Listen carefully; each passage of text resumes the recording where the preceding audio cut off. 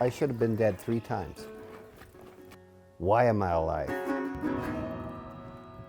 It's a question that has haunted Clint Malarchuk since 1989, when the Buffalo Sabres goalie survived one of the most gruesome accidents in sports history. His jugular vein severed in an instant by an opposing player's skate. With so much blood on the ice, Malarchuk should have died, were it not for the heroic efforts of his teammates. That was the defining moment of my life, my career. The accident left Malarchuk with more than a scar. He suffered from nightmares, sleeplessness, and psychological trauma. I suffered in silence. I really did. Didn't tell anybody. Just tried to work through it and, be a tough guy. Malarchuk continued to play, missing only 5 games after the accident. But it was difficult, both physically and psychologically. He stopped sleeping and started drinking.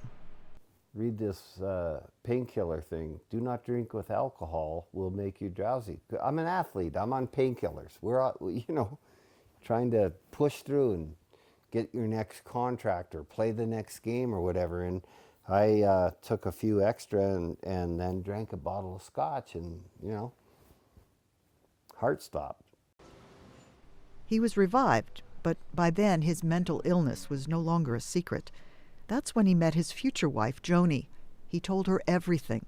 At first, he said everything was amazing. But before long, Malarchuk was back on the bottle. That was becoming a problem. Everybody has different things they do when they have OCD, and Clint's obsession was about me. So he would ask me, why do you love me? Are you sure you love me?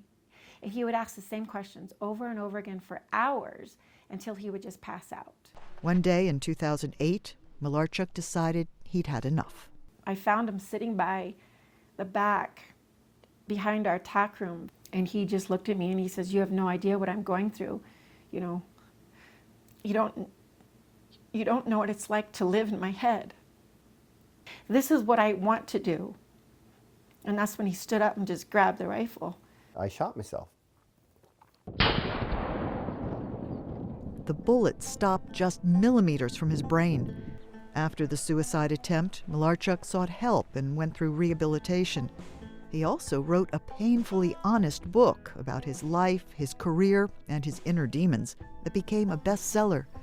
And together with his wife, Malarchuk started sharing his experience with others as a mental health advocate.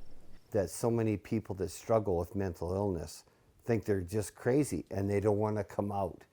And that's what I'm trying to prevent, I guess, is you're not alone. You're not alone, and you're not crazy. While happier now, Malarchuk confesses he still hasn't learned to love himself, but he says he's on an important mission that keeps him going. I should have been dead 3 times. Why am I alive? And I believe I was spared by God for those who are still suffering. For Yulia Yarmolenko in Reno, Nevada, I'm Faith Lapidus, VOA News.